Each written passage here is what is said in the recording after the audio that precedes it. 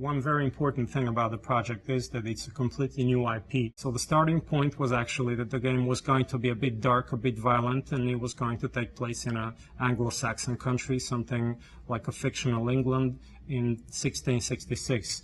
And from that point there, we started to develop the world, and I brought the game a bit into the present and into the future, and it became this rather a pure science fiction rather than a historical medieval piece of fiction. The theme is again an oppressed, non-existing fictional city, which is my specialty. I've been doing this most of my life, so this would be another similarity. But there was, of course, a request from the Arcane team that I do a few things that are similar to Half-Life 2 because there are many fans of the game there.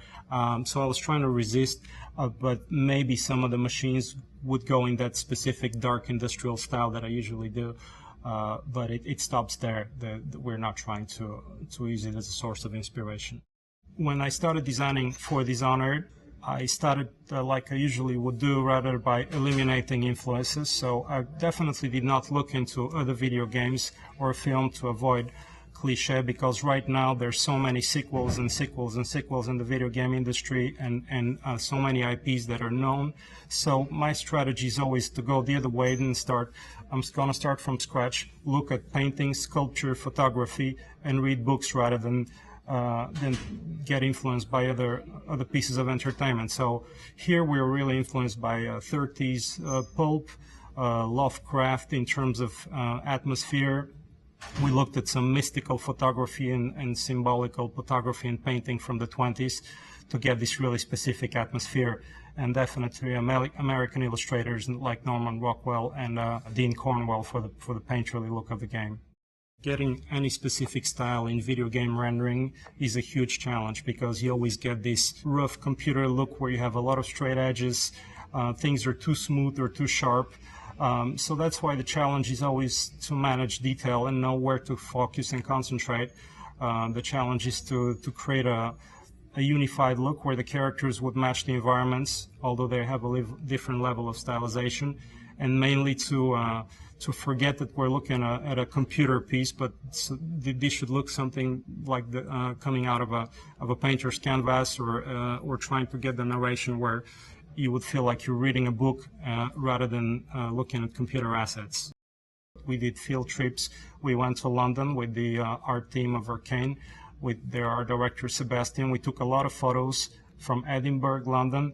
We went as far as going into pubs and analyzing what defines the British face, just to get a lot of personality and character into those characters we have, rather than having co-workers' face glued onto on an enemy. So we did a really thorough research of what defines British architecture and, let's say, morphology. The game is pretty realistic, and we don't have overwhelmingly big spaceships or things that are, everything is pretty believable.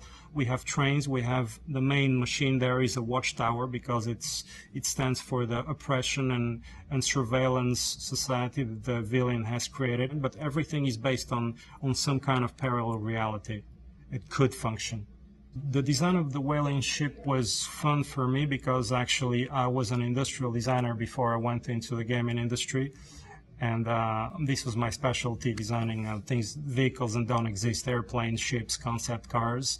And I've been doing art direction and creative direction for a long time. So now I got back to the drawing board and I designed this thing. So it looks, first, it has the language of all the machines created by the dictator of the game, the regent. And also I've used references of existing whaling ships, of ancient whaling ships. And it's this strange machine that you understand its function right away, but you don't know if you're dreaming or if you're seeing it for real. The design of the mask is an opposition to all the designs that are created by the regent. So all the technology, this neo-Victorian technology that we've come up, is very rigid and organized and ornamental, and the mask represents the world of mystery and magic that exists also in the game, coming from outer worlds.